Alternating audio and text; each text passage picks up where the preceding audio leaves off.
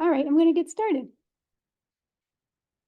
So, taking a closer look, early reading resources and activities is the title of the presentation this evening.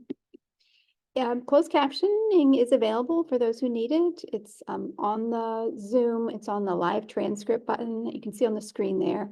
And you just click on that button and then show subtitles to activate closed captioning. All right, so tonight's meeting goals and agenda, I'm going to introduce you to SPAN Parent Advocacy Network. If you're not familiar with it, you'll get to learn a little bit about that.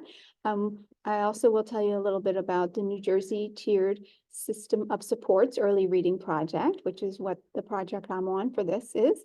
I'm going to define INRS, NJTSS, lots of acronyms, and then explain the cycle of decision-making and foundational reading skills, and then we'll take our closer look at the resources and activities and wrap up. And there's a reflection form or evaluation at the end that I will share with you so that you can give me some feedback. So let's go on to who is SPAN. Since 1987, families in New Jersey and beyond have made SPAN their first stop for support and resources. Today, SPAN's projects and programs for parents of children from birth to age 26 and for women of childbearing age have expanded from a kitchen table to over 40 national, regional, and local programs funded by government agencies, state, federal, and local, foundations, and fee-for-service contracts. These programs cover education, health and mental health, human services, child care, and child welfare. SPAN's vision is that all families will have the resources and support they need to ensure that their children become fully participating and contributing members of our communities and society. Our mission is to empower and support families and inform and involve professionals interested in the healthy development and education of children and youth. Our motto is empowered parents, educated, engaged, effective.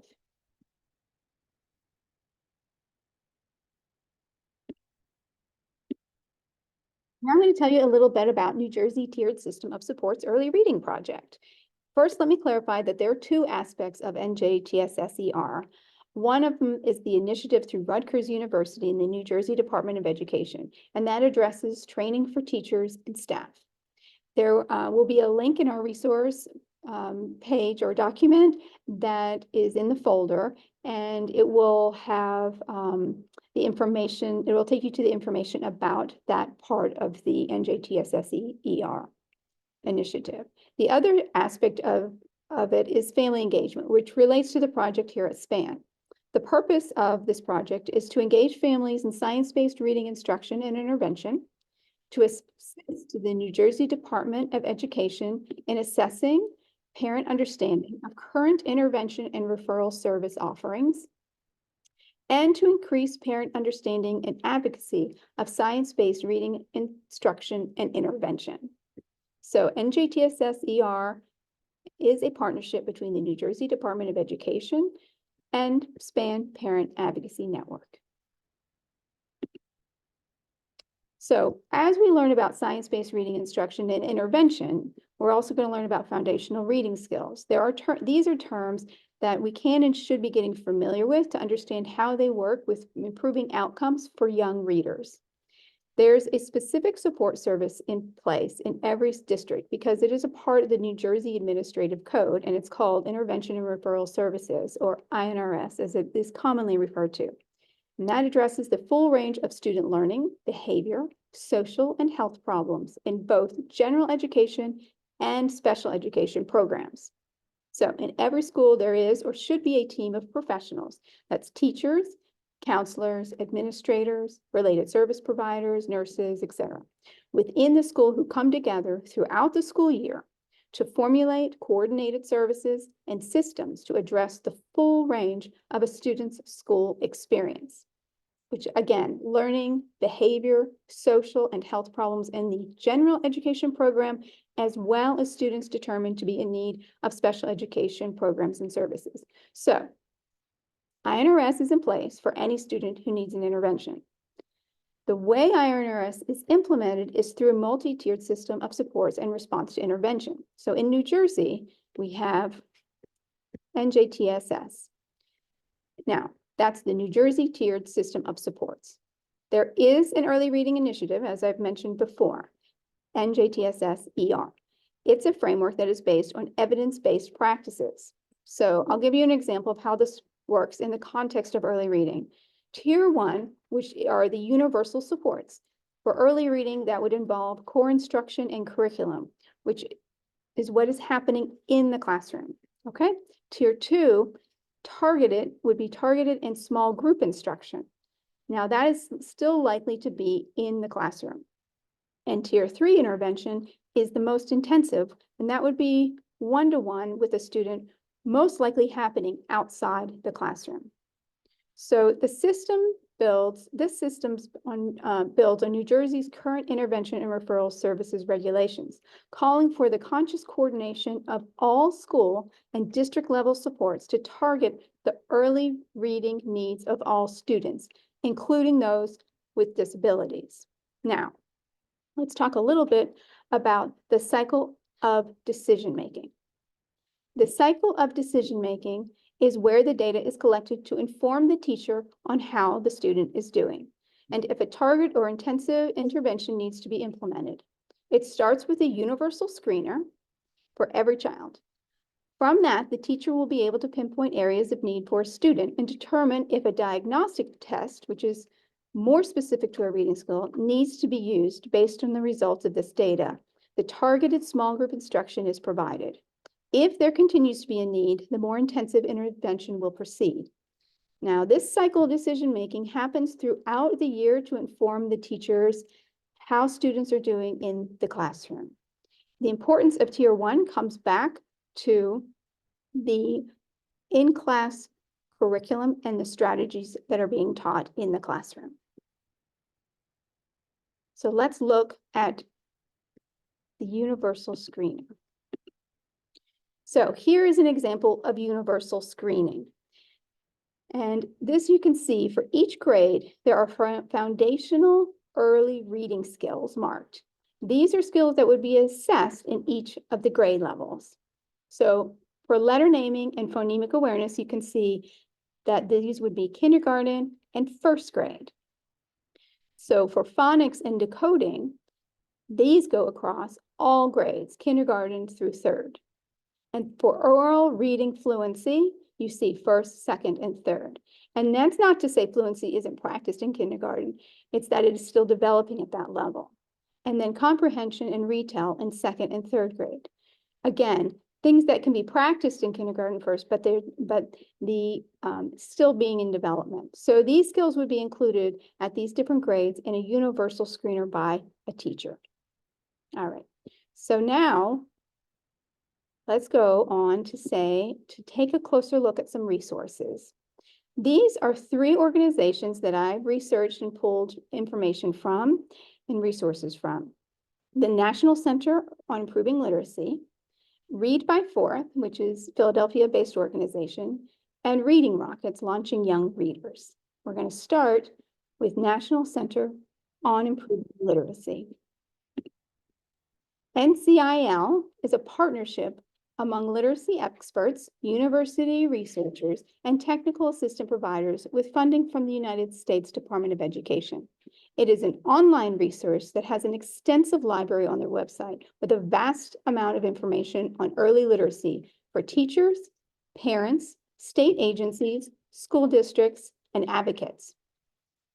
When you go to their front page, there's a tab for tools and resources.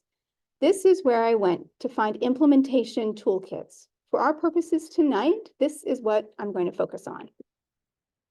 And I'll say the NCIL website, if you go on there, you'll see there is, like I said, there is just an enormous amount of great information, but I'm trying to hone in on a few things tonight to help you know, to share with your parents or share with your teachers to help your students or children. So this is what it looks like when you go on the site. So once you're in the implementation toolkits page, you can choose your audience and topic. So for our purposes, I chose parents and families for audience and beginning reading for topic. And with those filters on, here are the 6 toolkits listed.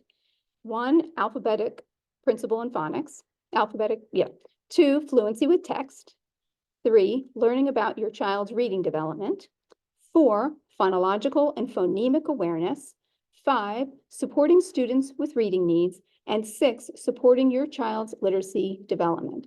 These are all very thorough kits, so I won't take you through all of them tonight, but let's take a closer look at number 4.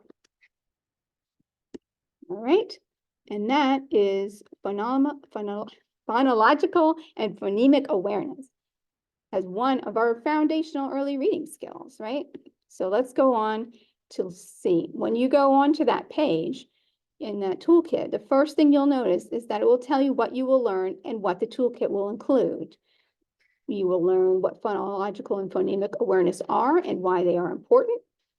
You will learn how teachers should teach phonological and phonemic awareness, how families can support phonological and phonemic awareness development. And then it talks about what the toolkit includes: definitions, online tutorials, supporting materials, instructional video, and then resources for teachers and families. As I said, very, very thorough. So now let's take an even closer look at some of the highlights in this toolkit, starting with the definitions and videos. So what I found extremely useful were how NCIL uses short videos to define and explain terms that can be confusing when you're first learning them. I also appreciated their use of infographics combined with real kids doing work. Just looking at this one screenshot on a video for defining phonemic awareness, you can see the question: what is phonemic awareness? The ability to identify and manipulate individual sounds in spoken words. And you could see then an example of what that looks like in practice. The teacher is saying, what are the sounds you hear in cat? And the students responding, cat, cat. All this information is clear and easily understood. So now let's take a look at one of their tutorials on phonological awareness. So for the phonological awareness tutorial, I want to share some outtakes. The main menu will explain what will be covered. What it says, what it is, what phonological awareness is, why it's important, how does it develop, how should it be taught, what it looks like for children with literacy-based disabilities, how can families support its development, and how can I learn more about it? So here are some examples of what the slides look like and the information on them in this tutorial about phonological awareness. All right, there we go. So this next one is showing how the children are playing patty cake with the definition of phonological awareness, and that it is an auditory skill that begins to develop well before kindergarten, and it does not involve letters or words when it's first introduced. So just like you might play games with, your child playing patty cake, that's building on phonological awareness. That's using phonological awareness, saying rhymes and patty cake. On the next slide in the online tutorial, it asks, not in order, obviously, because it's number 5, but the one I'm going to share tonight is, what should instruction look like for children with or at risk for literacy-related disabilities, including dyslexia? So now then it explains how that it's important to develop phonological awareness, and a combination of things must occur at school and at home. For one, more explicit and supportive instruction, more frequency of instruction with more practice, and more feedback to know if the instruction is effective. And then the last example of the phonological awareness tutorial that I have is, how can families support phonological awareness development? Now, on this slide, you can see all the suggestions. You talk to your child, you teach the sounds of each letter, you read with your child, you say poems and nursery rhymes and sing songs together, and you get active. So what's interesting on this slide, if you go in and look on the tutorial, when you click on one of those pictures, it explains what the picture is indicating. So for instance, I clicked on Get Active, and it talks about clapping out each word you say in a sentence with your child, and then asking how many words you clapped. For example, we went to the park. We went to the park. How many times did you clap? We went to the park. He clapped 5 times. So those are some examples of what they have there in the online tutorial for phonological awareness. Now, another toolkit that addresses foundational reading skills that I want to share a couple of snapshots with you is the first one listed, alphabetic principle and phonics.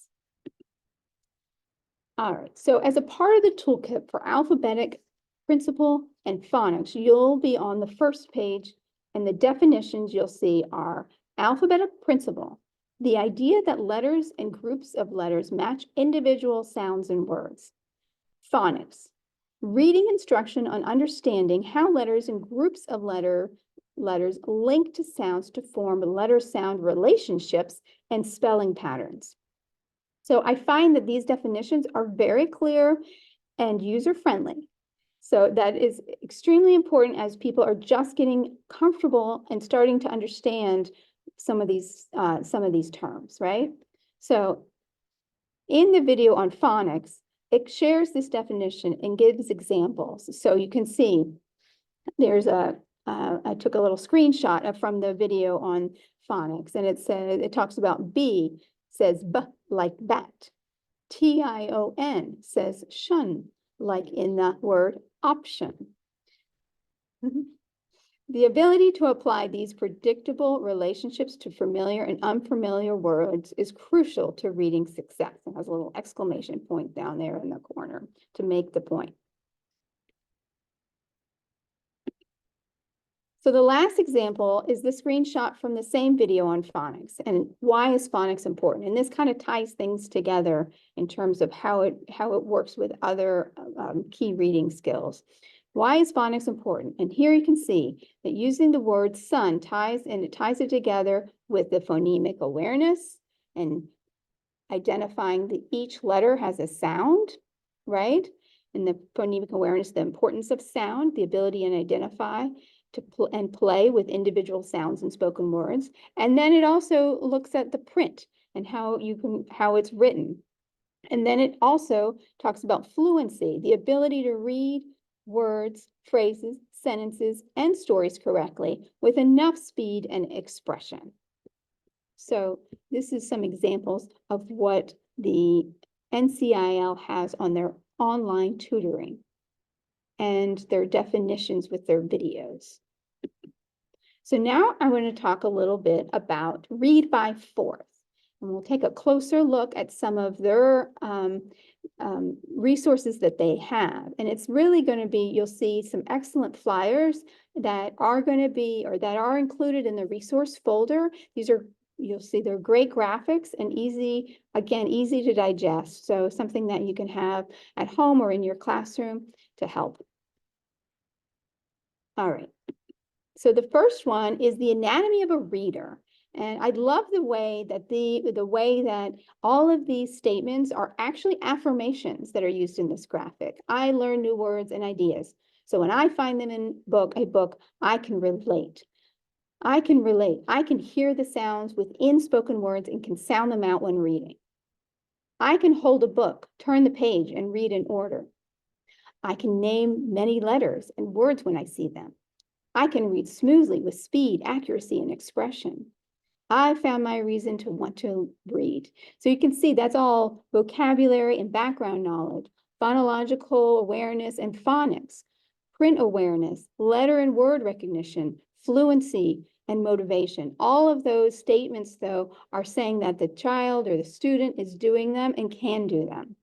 Learning to read is a full body experience, and it really is showing us that. So I think that this is a really great one to print up and have out, out in your classroom or at your house. Now let's look at this next one, which is early literacy essentials based on a child's age. I found this very interesting. So you may be familiar with the developmental milestones for babies and toddlers and young children. Now we can see on this colorful infographic that there are these early foundational skills related to learning to read that start at the very beginning of a child's life. And I especially appreciate the column of all ages, that at any age you can be building vocabulary by introducing new words. You can be providing background knowledge by exposing your child to new topics and ideas, and that you can set the example of attention and motivation by showing interest and focus while you're reading, either to them or on your own. Kids pick up everything around them. So looking at this, to think about how it is that you're going to build their vocabulary and develop their background knowledge, show how to be attentive and motivated as a reader. And then as you look through the rest of the graphic, you can see how the oral language skills with babbling, talking, and singing, how important those are, and the print awareness of exploring and handling the books and the very young ages. And then 3 to 5 in the kind of preschool years, you have the alphabet knowledge and naming letters and making their sounds, and the phonological awareness, hearing sounds and syllables and the rhymes within words. And then the older 6 through 9, which is the K right through 3rd grade, the phonics is sounding out and spelling the words. And then phonemic awareness, hearing each sound within words and being able to play with it. And fluency, smooth reading with speed, accuracy, and expression. The goals are comprehension, understanding of meaning and understanding of text and meaning, and self-expression, sharing one's own thoughts and ideas. So I think that this really is a great way to sum up how the skills for reading and writing for a lifetime. I think that that can be so helpful and essential from the very beginning. All right, so the next one is kind of dense, but I also really appreciated this, all the things that they get into, and it's called A Parent Guide to Early Reading Skills. And again, these pages will be included in the resource folder, so you don't need to like squint too hard, because I'll share them with you when we're done here. And it goes and it takes you through, it explains very, very straightforward language, some of the foundational reading skills, and groups them under grades, as you can see, kindergarten, 1st, 2nd, and 3rd. So it talks about letters and sounds, which, we know is phonics, but, it doesn't lead with phonics. It leads with letters and sounds. It also talks about, sounds as phonological awareness, and then smooth reading, which is fluency. So it's very clear in its language, and I appreciate that, because again, if you're not in the world of literacy and teaching and learning these things the way so many people are, nowadays, it's like people are just getting introduced to some of these things. So I think it's good to have really clear language. This is also included in the resource folder, so you can get a closer look at it, and it can be used as a reference to help you work with your own child at home, and it also be helpful as you communicate with your child's teacher, or if it's a student, you're able to maybe share this with a parent. All right. So now our final destination for resources, and our first destination for activities, is Reading Rocket, Launching Young Readers. Now, if you've been on this site, you know what an amazing, fun, helpful, and easy to digest amount of information is on it. I would encourage anyone to just go down that rabbit hole, because you'll find so many good things there. But we can't cover all of them, so I'm gonna take you on a closer look to the literacy at home portion of the site. And specifically, I want to look at the reading adventure packs for families, because those are so fun, and there are a lot of them. So let me show you. All right, so first let me talk you through this one, the Reading Rockets Literacy at Home. And here's what is outlined on the Literacy at Home webpage, and all that it has to offer under this section. Along with those reading packs. Discover how to support your child's growth as a young reader and writer. Here you'll find our Reading 101 for Families guide. You'll find bilingual parent tips, ideas for building your child's knowledge about the world, Q&A with experts, guidance on how to help a child who struggles, and ways to connect with your child's school. All right, so we're going to now talk about activities for early reading. And we're going to, like I said, we're going to talk about the reading adventure packs for families from the Reading Rockets. We'll also look at the on-the-go learning activities that I've created and the spring activity flyers for early reading that I created. And then we have a few ways to engage from the START project, which is another project here at SPAN. Start Engaging Parents and Students with Disabilities project, and there is a literacy component to that, so they have some resources too. I'm going to share it. All right. So what's in the Reading Adventures Pack? Parent information sheet with an introductory note that teachers can personalize. There's so much to this. Instructions about how to use the packet and tips for sharing fiction and nonfiction books with children. So there are 2 books, one fiction and one nonfiction, selected by the Reading Rockets for high quality and wide availability in school libraries. You'll see, these books, it's not like you're going to download these books on the site. You're going to need to go to the library and find them, but they purposely choose books that you can find. A creativity activity, a hands-on craft project, an imagination activity, which encourages imaginative play or writing or drawing, and a get real activity, which focuses on real world experiences for the parent and child. So you see I have these sections off. This is how they've sectioned it off: pre-K and kindergarten, grade 1st and 2nd, and then the 3rd, or pre-K and kindergarten 1st and 2nd, and then 2nd and 3rd also. So while designed as a school-to-home project, the Reading Rockets Reading Adventure Packs are also great for summer programs, after-school programs, and homeschoolers. And now we're going to talk about one of these adventure packs. I chose Folktales. So if you go on Folktales Reading Adventure, teachers can support reading together at home with our Reading Adventure Packs, designed to encourage hands-on fun and learning centered around paired fiction and nonfiction book. And the recommended for this pack is 1st grade. So the Folktales Adventure Pack pairs a folktale and explains something about nature with a nonfiction book. The featured books are Anansi the Spider, A Tale from the Ashanti by Gerald McDermott, and The Moon Book by Gail Gibbons. The Anansi story tells how the spider's sons rescue him from danger. The reward ends up becoming the moon. The Moon Book describes the moon's movement, phases, exploration, and beliefs about it. So the activities then are a part of this adventure pack. And so it's to encourage further exploration and learning at home.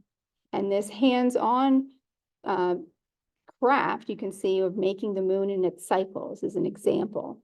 So they also have a bookmark list that have the featured titles and then additional titles on it. So all of that is, and I'll have a link to this page, the adventures page, in the resource document. So you can go right to it. I mean, you can go to the Reading Rockets and find it, I'm sure, but on the document, you'll have it right in front of you.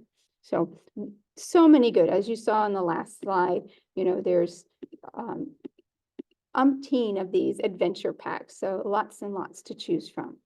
So the next bit of activities are things you can try at home or out and about. So these can be approaches, games that you can do with your child, like I said, anywhere, at the home, in the car, on a walk, at the grocery store. I use them when we're at the doctor's office waiting to be seen, you just like wherever you have some time to fill.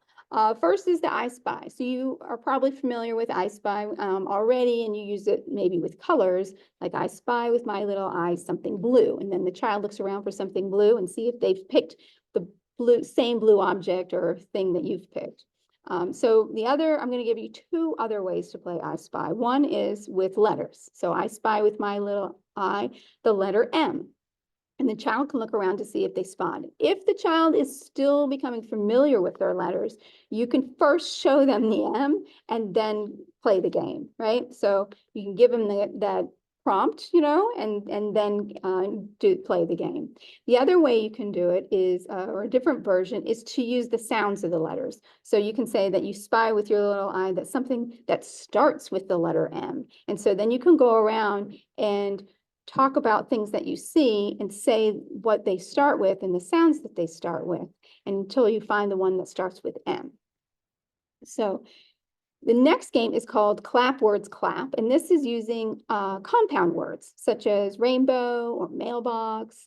And the game goes like this. You think of a compound word, and using one hand at a time, you clap each word on your leg, or even better with a partner. So if it's with your child, you can say the word together on your own clap. So you have something like patty cake, right? So you have rainbow, rainbow, or mailbox, mailbox, sunflower, sunflower. Now, the last example, you can see it's not about the syllables this time. It's just about the two words and putting them together to make one. You can also, I know I've seen people that they use blocks to do this, practice this, to bring the words together. So there are different ways that you can do it. Other examples, sunshine, sunshine, moonlight, moonlight. So that's just another way to practice playing with words and, thinking about how two words can become one word. Now, the final one game is Rhyme Time. And this game is a back and forth game, really, where you say a word like kid and ask your child to say a word that rhymes with it. And if they can't come up with one right away, you can, again, do some prompting by saying things like, does lid rhyme with kid? Oh, yes, lid, kid. Yes, that rhymes. So let's think of another word that rhymes with kid. How about bee? If you put bee, what sound does bee make? Buh. So now we have kid, lid, bid. What about did? Yes. And if your child goes on and starts to make nonsense words with id, like zid or fid, totally fine. That's, them practicing their rhyming skills, and Dr. Seuss uses nonsense words, so, why not us? And I've come to find out and learn as I'm doing all of this work, and with my own daughter, who also is getting extra support for reading, that nonsense words are how they're finding out if kids are decoding. So it's all the better to practice and throw some nonsense words in there when you're rhyming. All right.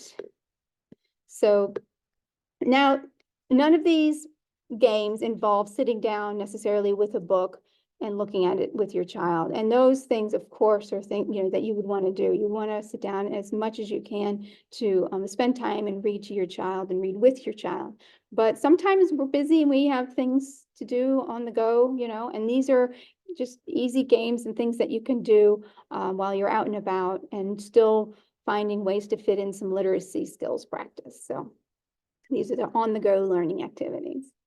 All right, so the next is 2 pages of activities. So I don't know if you have seen my January event a month and a half ago. I had winter activities flyers, so now I have some spring activity flyers. I figure let's change it for the season, and they go together. Both these pages go together, so it could be front and back. They're in the resource folder.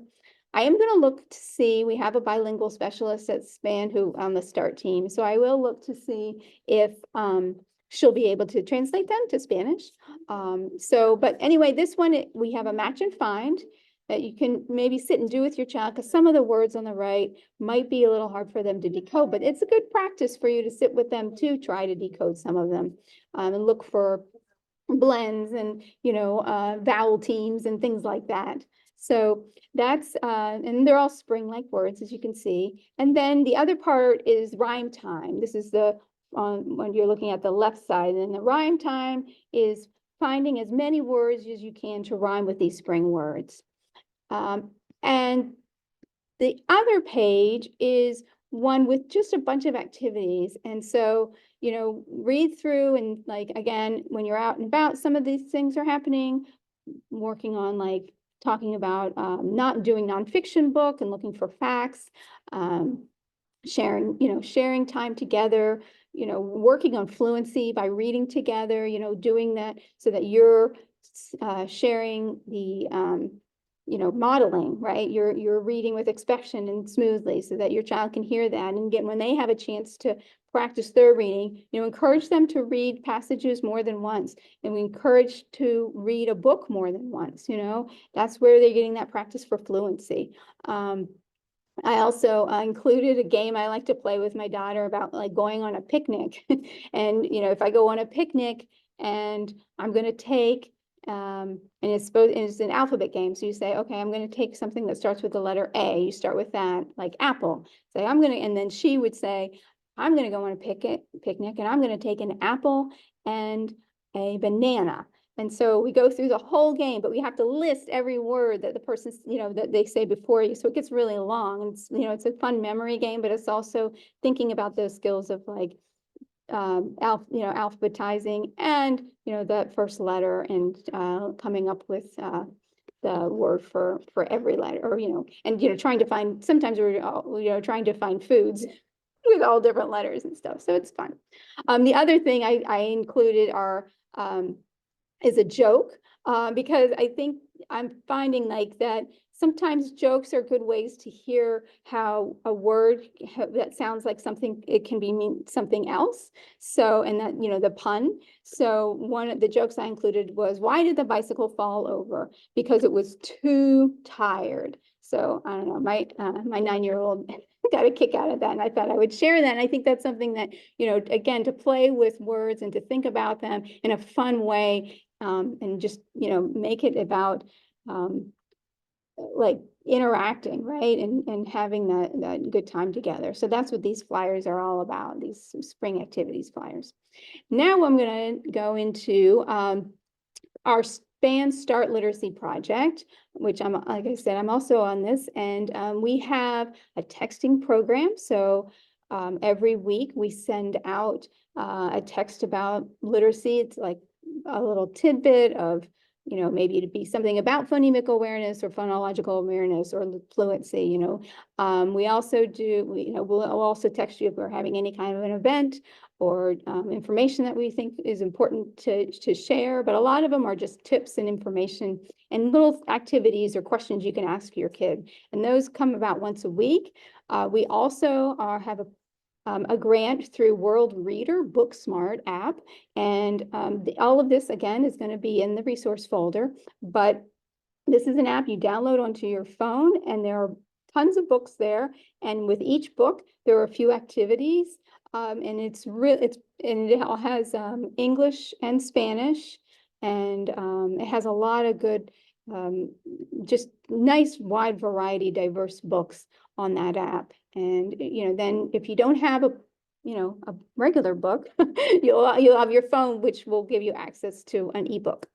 And then the last one is the bookshelf. And this is our monthly newsletter. We send it out every other month. And the shelf stands for Supporting Home Engagement in Literacy for Families. So you can subscribe to this. Again, this will be in the folder.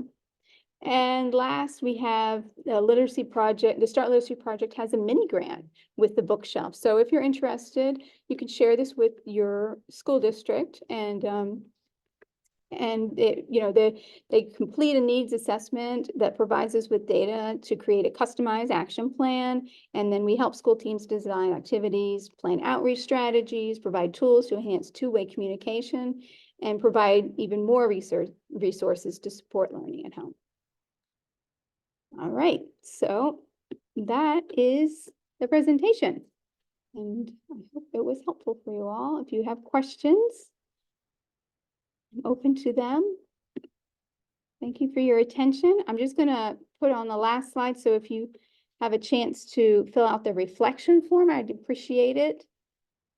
I'll drop the link in the chat.